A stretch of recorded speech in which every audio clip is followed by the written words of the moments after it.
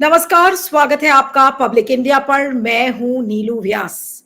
इस समय की जो बड़ी खबर है और जो सूत्रों के हवाले से खबर आ रही है कि आरएसएस और मोदी जी के बीच में बिल्कुल आर पार की लड़ाई हो गई है। और आरएसएस ने मोदी जी को, खबरें ये भी आ रही हैं कि अल्टीमेटम दे दिया है कि या तो पीएम के पद को चुन लो और या तो फिर बीजेपी के जो राष्ट्रीय अध्यक्ष हैं उनका आप चयन कर लो। दोनों में से एक चीज आपको रखनी पड़ेगी।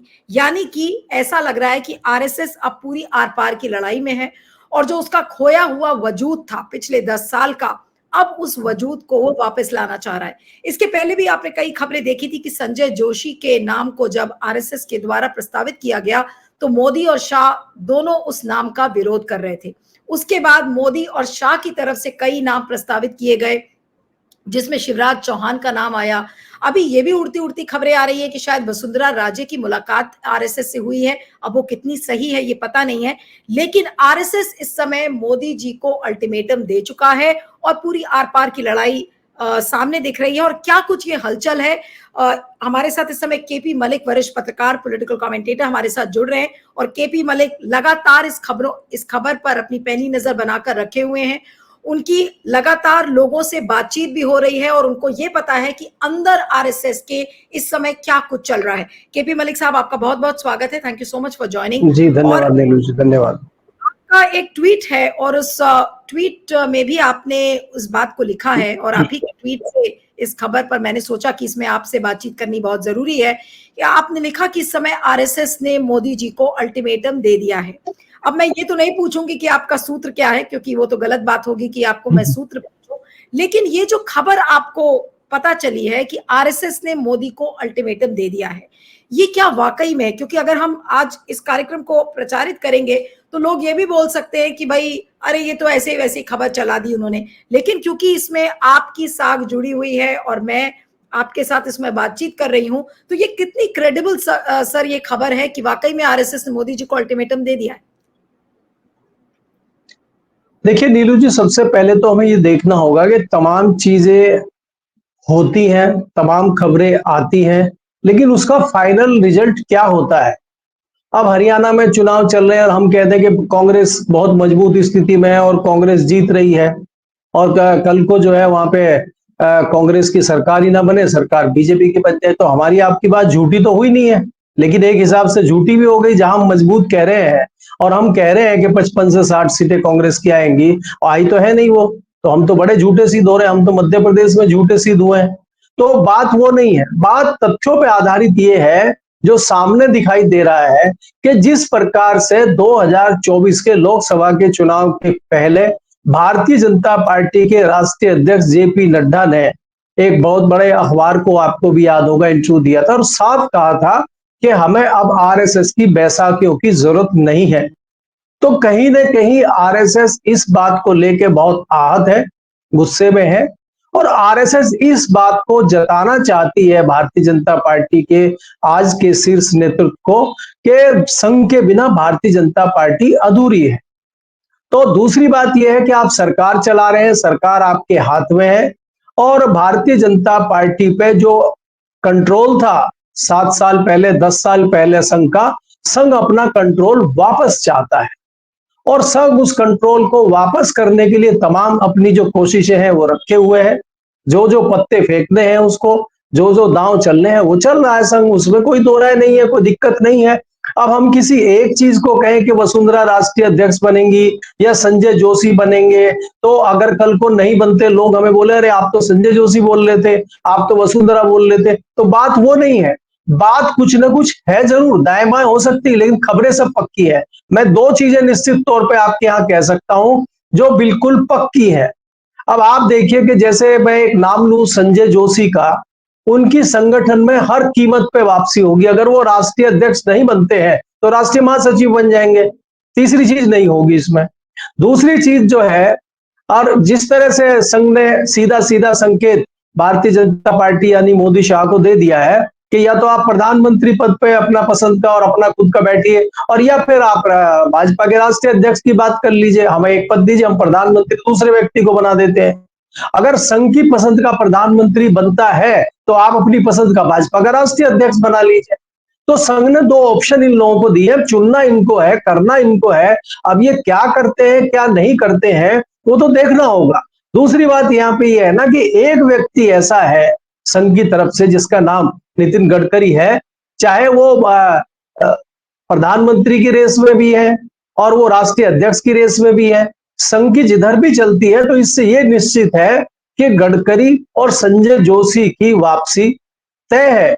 गडकरी की पावर और संजय जोशी का भारतीय जनता पार्टी में आना तय है। अब किसको क्या पद मिलेगा इस पे थोड़ा सा हो सकता है कुछ ऊंच नीच हो जाए, बट ये बदलाव आपको दिखेंगे हरियाणा के चुनाव के बाद, इस बात की गारंटी है। देखिए सूत्र जरूरी नहीं है कि एक एक चीज उनकी बताई हुई सच होगी या वो नहीं होगी, ये कयास भी होते हैं और जो उस टाइम पे आपको परिस्थितियां दिखाई देती है, परिस्थिति जनने जो चीजें होती है वो भी दिखती है, हमें साफ दिखाई दे रहा है इसमें। बाकी सूत्र कुछ चीजें पक्की कर देते हैं, तो उसी के आधार पर मैंने लिखा है कि मुझे ये चीजें दिखाई दे रही हैं, मेरा अंदाजा भी है और सूत्रों ने भी उस बात की तस्दीक की है, इसलिए मैंने ये ट्वीट किया है। जी नीलू। अब आपके सारे बिंदुओं को एक एक करके डिस्कस करते हैं। सबसे पहले संजय जोशी के ऊपर आते हैं। आपने कहा कि ठीक है अगर वो पार्टी अध्यक्ष नहीं बनेंगे तो वो पार्टी में जनरल सेक्रेटरी या कुछ उनको बड़ा उनको ओहदा बीजेपी में मिल सकता है। संजय जोशी का लौटना गुजरात लॉबी यानी कि मोदी और शाह के लिए इसके क्या मायने हैं? अगर संजय जोशी वापस लौटते हैं तो क्या दोनों मोदी और अमित शाह को अपना बोरिया बिस्तर बांधना पड़ेगा? देखिए नीलू जी, अगर आप देखें पिछले 10 साल से जिस तरीके से भारतीय जनता पार्टी और सरकार को चला रहे हैं मोदी और अमित शाह, उससे कहीं ना कहीं संघ भी अछूता नहीं है। संघ भी बहुत दबाव में है और संघ की सारी बातें सुनी नहीं जा रही है। भारतीय जनता पार्टी का एक बड़ा तगबा, बड़ा एक तबका है, बड़ा एक वर्ग है, वो कहीं ना कहीं इस बात को लेके लगातार संघ को भी शिकायतें करता है और कहीं ना कहीं अपना आक्रोश भी जताता है कि हमारी सुनवाई नहीं हो रही।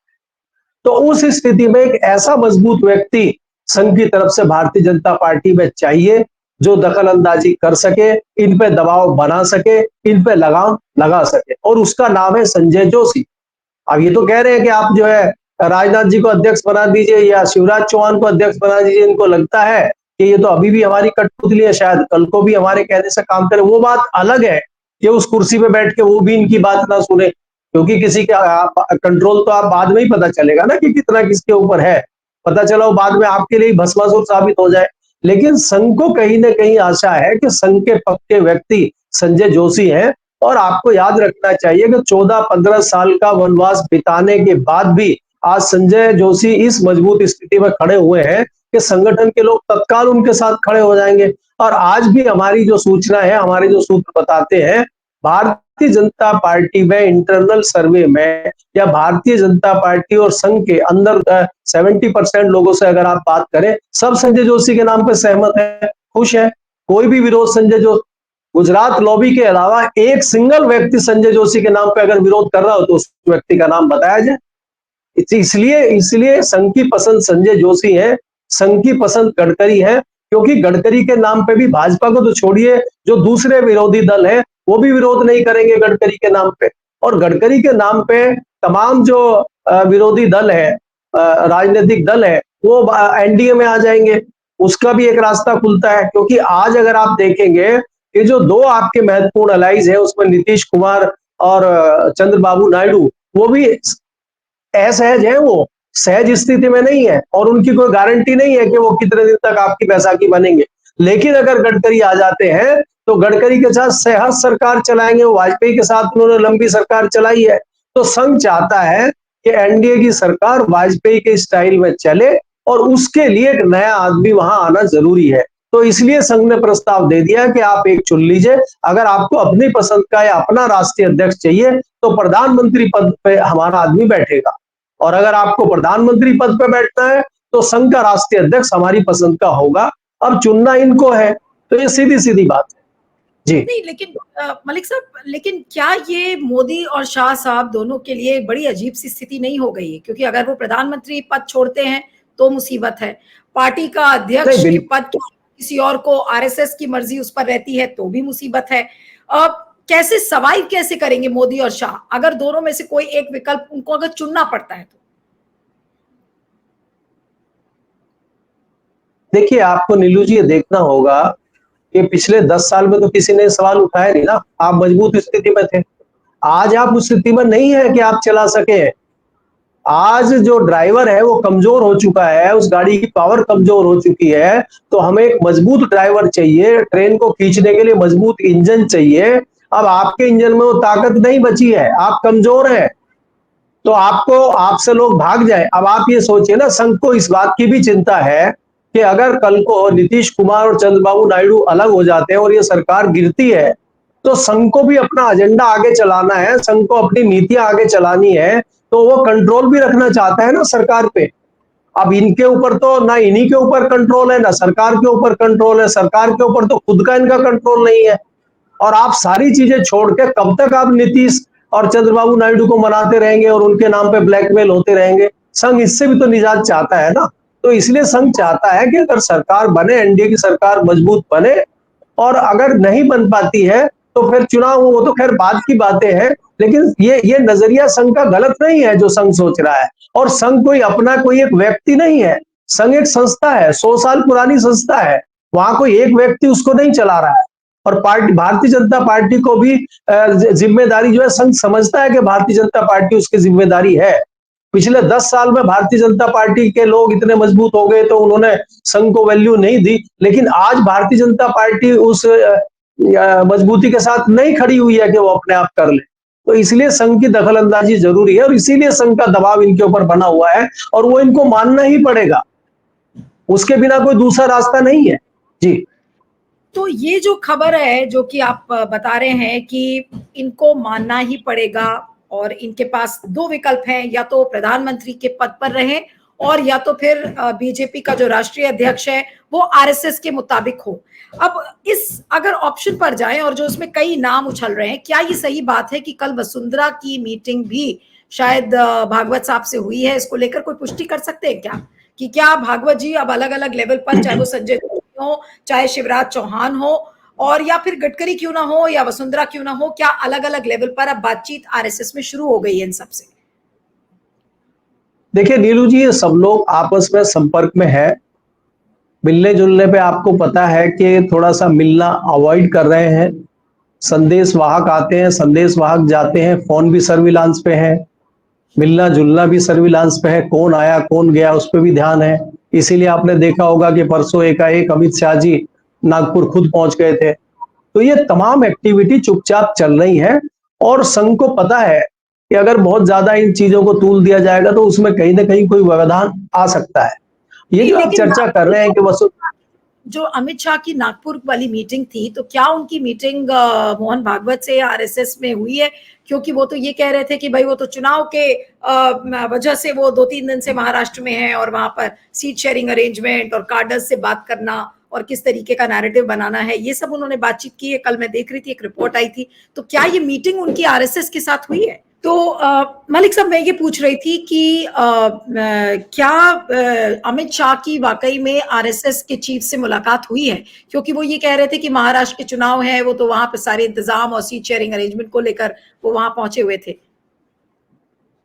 अच्छा नीलू जी, मुझे ये बताइए, कश्मीर में चुनाव चल रहे हैं, हरियाणा में चुनाव चल रहे हैं, झारखंड में तैयारियां चल रही हैं, तो ये एकाएक, और महाराष्ट्र में अगर चुनाव करना है तो मुंबई में जाइए, एकाएक नागपुर पहुंच गए, वहां विदर्भ की चर्चाएं कर रहे हैं, और वहां पे जो है उनको फडणवीस को पता लग जाता है, भूपेंद्र यादव को पता लग जाता है, नीतीश उनको, जो वहां के लोकल सांसद हैं उनको पता ही नहीं है, गडकरी जी को, उनकी अनुपस्थिति में मीटिंग हो रही है, उनकी बिना जानकारी की मीटिंग है, क्षेत्र उनका है। तो आप क्या चाहते हैं, गुजरात लॉबी ही महाराष्ट्र में चुनाव लड़ाएगी, गुजराती ही चुनाव लड़ाएंगे, महाराष्ट्र के लोग दिल्ली में बैठेंगे, अपने घर में सो जाएंगे?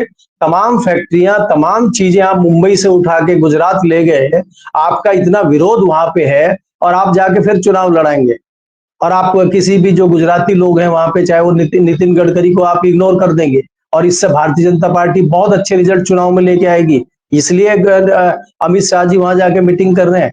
ये तो देखिए, अगर मैं आपके घर पे मिलने के लिए आता हूं और आप मुझसे नहीं मिलती हैं, तो मैं पड़ोस में किसी जगह कह सकता हूं मैं तो उनसे मिलने आया था। संघ प्रमुख उनसे नहीं मिले हैं, और ये वहां पे नागपुर में जाके इन्होंने इस मीटिंग के बहाने से गए थे, और इन्होंने कोशिश की थी कि संघ प्रमुख से मिलकर इस तरह की बात रखी जाए। तो मेरी जानकारी में तो ये है कि इनकी मुलाकात नहीं हुई है। अब हुई है कि नहीं हुई है मैं कंफर्म नहीं कर सकता, लेकिन मुलाकात नहीं हुई है, लेकिन बात जरूर हुई है। और उस बात के थ्रू ही ये जो मुद्दे आदान प्रदान हुए जिस पे हम डिस्कशन कर रहे हैं, ये चीजें हुई हैं। लेकिन मीटिंग हुई है कि नहीं हुई है इसके लिए मैं श्योर नहीं हूँ। जी। मलिक साहब, इस तरीके की खबरें बाहर आना ही बड़ा पैरानॉर्मल माना जाता है बीजेपी में, क्योंकि इस तरीके की खबरें तो कांग्रेस के कैंप से बहुत हम लोगों ने कवर की कि भाई कांग्रेस में गुटबाजी है, लीडरशिप चेंज होने वाला है, पल पल की खबर हम लोग सब ने रिपोर्ट किया है। लेकिन बीजेपी का जो चलन हमने देखा है पिछले 10 सालों से कि सब कुछ ढक मूंद कर रखो, और खासकर जो आरएसएस से इनकी बातचीत होती है वो तो बिल्कुल ही ना पता चले। तो क्या अब इस चलन को भी आरएसएस अब बदलना चाह रहा है? क्योंकि आपने जो बात कही कि आरएसएस चाहता है कि भाई जैसे वाजपेयी जी सरकार चलाते थे उसी तरीके से जो बचा कुचा कार्यकाल है बीजेपी का उसमें वाजपेयी जैसा कोई प्रधानमंत्री हो और उन्हीं की स्टाइल में पार्टी को चलाया जाए। तो क्या वाकई में अब इस चलन को बदलने की कोशिश कर रहा है और आरएसएस? और क्या ये सही कहना होगा कि इस समय की जो स्थिति है तो ड्राइवर की सीट पर आरएसएस बैठा है, ना कि प्रधानमंत्री नरेंद्र मोदी? देखिए नीलू जी, सबसे पहले तो मैं आपकी उस बात का जवाब देता हूं जो आपने कहा कि संघ और भाजपा की खबरें लीक नहीं होती, हमने पिछले 10 साल में देखा है। लेकिन आपको यह समझना होगा कि 4 जून 2024 के बाद में वो स्थिति बची कहां है। और ये खबरें ना तो मुझे संघ प्रमुख मेरे फोन पे है, ना शाह साहब मेरे फोन पे है, ये खबरें तो तीसरा व्यक्ति मुझे दे रहा है। तो तीसरा व्यक्ति क्या है? अगर वसुंधरा का नाम चल रहा है, संजय जोशी जी का नाम चल रहा है, गडकरी जी का नाम चल रहा है, तो उनके लोग भी तो है ना फिर। तो गडकरी जी को भी तो पता होगा ना मेरा नाम चल रहा है और मेरा नाम क्यों चल रहा है। और संघ प्रमुख पूछ रहे होंगे गडकरी जी आपका नाम चल रहा है, आप ये करो, तो गडकरी को भी पता है। गडकरी का भी अपना एक कैंप है, संजय जोशी का भी अपना कैंप है, वसुंधरा का भी अपना कैंप है, शिवराज का भी अपना कैंप है। तो वो पुराना जमाना आ गया है, 10 साल पुराना जो था कांग्रेस वाला हो चाहे भाजपा। क्या वाजपेयी जी के जमाने में खबरें नहीं निकलती थी? खबरें खबरें निकलती थी तभी। तो अब जो कंट्रोल इनका था, जो डर लोगों में था, वो डर निकल गया है लोगों का। आप मुझे बताइए कि जो पिछले 10 साल की सरकार मोदी जी की थी, कितने बिल वापस हुए थे कृषि बिल को छोड़ के? और कृषि बिल कितने दिन में हुआ था? 13 महीने आंदोलन किसानों ने किया था, 750 किसानों ने शहादत दी थी, उसके बाद मोदी जी ने माफी मांगते हुए बिल वापस लिया था। और अब तो 3 महीने, केवल 3 महीने हुए हैं और 4 बिल वापस ले लिए आपने। तो ये बदलाव आपको वहां भी दिखना चाहिए ना, खाली यही बदलाव नहीं दिखेगा, वहां भी दिख रहा है आपको। तो तमाम बदलाव आपको दिख रहे हैं और खबरें लीक होना शुरू हो गई हैं और खबरें आ रही है बाहर। और संघ की तरफ से तो खैर खबरें कभी लीक होती नहीं है, संघ तो कभी मीडिया पे बहुत ज्यादा उस तरह की चीजें करता नहीं है। संघ के बहुत लोग कम संपर्क में रहते हैं, जो होते भी हैं वो खबरें लीक नहीं करते हैं। संजय जोशी के कैंप से या संजय जोशी से बात किए मुझे महीनों 6 महीने हो गए होंगे, उनकी तरफ से ऐसी चीजें नहीं होती। लेकिन पॉलिटिकल लोगों की तरफ से खबरें जरूर आती है। अब कई बार क्या होता है कि मिसयूज करके पॉलिटिकल लोग हमें प्लांट भी कर देते हैं खबरें, तो हमें अपना विवेक वहां पे लगाना पड़ता है कि वास्तव में है कि नहीं है।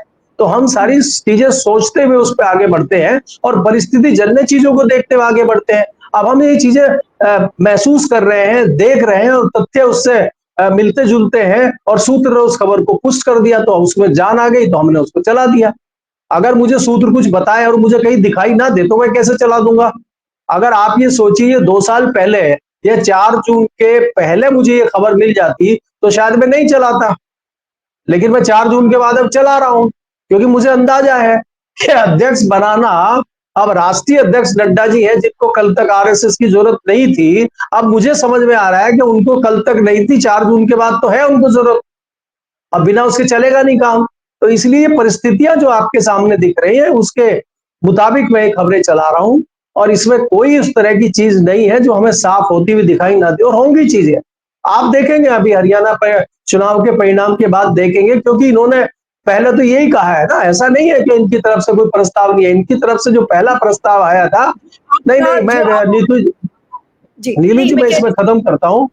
जो प्रस्ताव इनकी तरफ से आया था वो ये आया था कि हम झारखंड भी जीत रहे हैं, हम हरियाणा भी जीत रहे हैं। अब आप हरियाणा जीतते हुए तो दिख नहीं रहे। मैंने पहले ही कहा कि हरियाणा आप जीत नहीं रहे, लेकिन सरकार अगर आपकी बन जाए तो हमारी बात तो झूठ हो जाएगी, मध्य प्रदेश में हो गई ना। तो इन्होंने इन्होंने अभी भी दावा किया है संघ को कि हमारी सरकार बन रही है हरियाणा में और झारखंड में, तो हमें थोड़ा समय दिया जाए, और उसके बाद हमारी सरकार महाराष्ट्र में भी बन रही है, तो संघ इनकी बात माने और बैठ जाए। 10 साल से तो मान ही रहा है संघ इनकी बात, तो अभी भी मान ले। तो अब संघ को भी इनकी बात पर विश्वास नहीं है।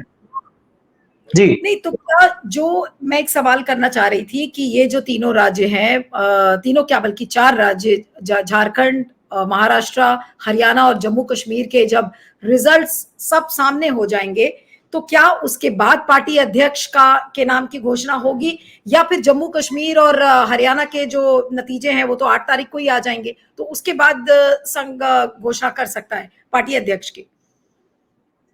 देखिए नीलू जी, दो चीजें हमें समझनी होगी। एक तो कश्मीर कोई बहुत महत्वपूर्ण मुद्दा है नहीं, भारतीय जनता पार्टी की सरकार तो कश्मीर में बनने जा नहीं रही है, तो बहुत ज्यादा महत्वपूर्ण कश्मीर भारतीय जनता पार्टी के लिए कोई बहुत महत्वपूर्ण नहीं है। हाँ, मोदी सरकार के लिए महत्वपूर्ण है कि धारा 370 और तमाम उठक पटक करने के बाद ने आपने क्या खोया क्या पाया, इस पे विचार विमर्श जरूर सरकार करेगी। दूसरी जो चीज है, हरियाणा में सरकार भारतीय जनता पार्टी की बने चाहे ना बने, उससे केंद्र सरकार पे तो कोई फर्क पड़ता नहीं है। अगर हरियाणा में सरकार बन जाएगी तो वहां पे 10 लोकसभा की सीटों का बहुमत केंद्र सरकार को बढ़ जाएगा, ऐसा तो है नहीं, लेकिन थोड़ा मोरल हाई हो जाएगा। लेकिन वो दिखाई नहीं दे रहा है, सरकार बनती हुई दिखाई नहीं दे रही है। तो और इसमें इसमें मुझे ये लगता है कि हरियाणा के चुनाव के परिणाम के बाद तत्काल बाद 10 दिन में, हफ्ते में, 15 दिन में, 20 दिन में, इस तरह की अवधि में राष्ट्रीय अध्यक्ष की घोषणा हो सकती है, क्योंकि ज्यादा समय नहीं गंवाना चाहती आरएसएस भी, क्योंकि आरएसएस को पता है कि परिस्थितियां खराब होती जा रही हैं। अगर आप सोचिए कि इस बीच में अगर झटका दे देते हैं, चाहे नीतीश कुमार झटका दे दें, चाहे चंद्रबाबू नायडू दे दें, और सरकार अल्पमत में आ जाए और सरकार गिर जाए, तो उससे पहले पहले अपनी पार्टी को मजबूत करके, भारतीय जनता पार्टी को मजबूत करके संघ आगे बढ़ना चाहता है, और एक ऐसा ड्राइवर बिठाना चाहता है, सरकार की बागडोर ऐसे आदमी के हाथ में देना चाहता है कि जिसके साथ सब एलाइज और पुराने एनडीए के नए पुराने सहयोगी साथ में आके सरकार को लेके चल सके। और दूसरा, मैं छोटी सी बात आपको ये भी कहता हूँ, सपोज करें अगर गडकरी का नाम प्रधानमंत्री पद के लिए प्रस्तावित हो जाता है, तो आप मुझे बताइए क्या उसका विरोध शरद पवार करेंगे? क्या पुरानी शिवसेना के अध्यक्ष उसका विरोध करेंगे? क्या अकाली दल उसका विरोध करेंगे? क्या ममता बनर्जी उसका विरोध? मैं तो कह रहा हूं हेमंत सोरेन भी आ जाएंगे, हो सकता है अखिलेश यादव भी कह दें ये भले ही विरोधी। कांग्रेस का तो मुझे नहीं लगता कि कोई खड़ा हो जाएगा, नहीं क्योंकि इनसे निजात सब चाहते हैं, कांग्रेस कर लेगी कि बना दीजिए। तो इसलिए क्या है कि संघ को भी मजबूती दिखाई दे रही है अपने इस निर्णय में, इसलिए संघ इतनी मजबूती के साथ आगे बढ़ रहा है, और इसी संघ का भी मोरल हाई है। अगर संघ का मोरल हाई नहीं होता तो संजय जोशी जैसे इतने विरोधी व्यक्ति को संघ आगे नहीं करता। संघ इनके ऊपर दबाव बनाने के लिए लगातार संजय जोशी का नाम आगे कर रहा है, और इसीलिए संजय जोशी का नाम राष्ट्रीय अध्यक्ष पद पे चल रहा है। अगर समझौता करना पड़ा संघ को, तो वो यही समझौता करेगा, राष्ट्रीय अध्यक्ष नहीं तो राष्ट्रीय महासचिव, नहीं तो राष्ट्रीय अध्यक्ष बनाने में तो तुला ही हुआ है संघ। जी, लेकिन आपके ट्वीट पर मैं वापस आऊंगी, और मेरा ये आखिरी सवाल है कि आपके ट्वीट में यही है जो आपने आज ट्वीट किया है कि पीएम आरएसएस ने जो पीएम मोदी को अल्टीमेटम दिया है कि अब उनके पास 2 विकल्प हैं कि या तो वो पीएम पद को चुने और या तो फिर राष्ट्रीय अध्यक्ष को चुने। तो आपको लगता है कि ये वाकई में एक टेढ़ी खीर मोदी जी के लिए साबित हो सकती है? बिल्कुल मोदी जी के लिए साबित हो सकती है, हो सकती नहीं, हो गई है। मोदी जी के लिए हो गई है, अमित शाह के लिए हो गई है, उनकी जो अपनी टीम है। देखिए उनकी टीम में जो क्रांतिकारी लोग हैं, हरदीप पुरी जी हैं, अश्विनी वैष्णव जी हैं, जो आपकी फाइनेंस मिनिस्टर है निर्मला सीतारमन जी हैं, आपके विदेश मंत्री जी हैं। तो ये जो मोदी जी की टीम है, इनका बताइए धरातल पे क्या है, इनका बताइए बीजेपी में क्या है। तो मोदी जी के साथ एक ऐसी टीम खड़ी हुई है जिसका ना पार्टी में दबदबा है ना जनता में दबदबा है, सारे राज्यसभा से है। तो ये मोदी जी का बचाव कैसे कर पाएंगे? अब आपने गिने गाहे बगाए अगर आप 4 आदमियों की बात करें जो मोदी जी की टीम में है, शिवराज चौहान है, राजनाथ है, तो क्या ये आपके साथ खड़े होंगे? ये भी आपको देखना होगा। ये आपको चुनते हैं या ये भाजपा को चुनते हैं या ये संघ को चुनते हैं? तो मुझे तो विश्वास है कि अगर इस तरह की परिस्थिति आएंगी तो चाहे शिवराज चौहान हो चाहे राजनाथ हो, वो पार्टी के साथ खड़े हुए नजर आएंगे, क्योंकि आप तो अब निजी मामला हो गया, ये तो आपका, ये तो आपकी निजी टीम हो गई, तो अब आपके साथ कौन खड़ा होगा? और आपका पार्टी में इतना दबदबा बचा नहीं है। जिस तरह से आपने बिहेव किया है पिछले 10 सालों में, पार्टी के जो पदाधिकारी है, आपने देखा ना पीछे कर्नाटक से आवाज आई थी कि मैं 7 बार का सांसद हूं और मुझे पार्टी में कुछ मिल नहीं रहा है, लेकिन जो सांसद ही नहीं, आज तक चुनाव ही नहीं लड़ा और राज्यसभा से आगे 2-2 मंत्रालय लेके बैठा है कैबिनेट में, तो ऐसा क्या है? तो इस तरह के कितने लोग भारतीय जनता पार्टी के अंदर है? क्या हम खाली ग्राउंड पे काम करने के लिए, बूथ पे काम करने के लिए, वोट लाने के लिए ही बने हैं, या हमें भी कुछ पद मिलेगा? तो ऐसे कितने सारे लोग हैं इनका विरोध करने वाले, और वो कब आएंगे? वो जब आएंगे जब बिल्ली के गले में घंटी संजय जोशी बांध देंगे, तभी तो वो आएंगे, पहले थोड़ी आ जाएंगे वो। या तो संजय जोशी घंटी बांधे या गडकरी घंटी बांधे, वो घंटी बांधने की हिम्मत लाने के लिए संघ इंजेक्शन लगा रहा है पीछे से मजबूती के उनको। बिल्कुल जी, ये तो बहुत रोचक स्थिति है इस समय बीजेपी के अंदर। और जो आपकी खबर है कि प्रधानमंत्री को अल्टीमेटम आरएसएस ने दे दिया है, उनके पास दो विकल्प हैं कि या तो वो पीएम पद को चुने और या तो फिर वो अपना चुना हुआ राष्ट्रीय अध्यक्ष लाए, और उनमें से एक की ही चॉइस प्रधानमंत्री के पास है। तो वाकई में एक मुसीबत इस समय बीजेपी के सामने है, एक बड़ी चुनौती है। और आरएसएस का एक अपर हैंड दिखता है, आरएसएस फुल कंट्रोल में इस समय है। और ये भी दिख रहा है कि इस समय ऐसा लग रहा है कि ड्राइवर सीट पर आरएसएस है, ना कि मोदी और अमित शाह। तो देखेंगे, इस बड़ी खबर पर हमारी नजर बनी रहेगी और मलिक साहब से इसको लेकर हम बातचीत भी करते रहेंगे। Thank you so much Malik sahab, thank you so much for joining on Public India. Thank you.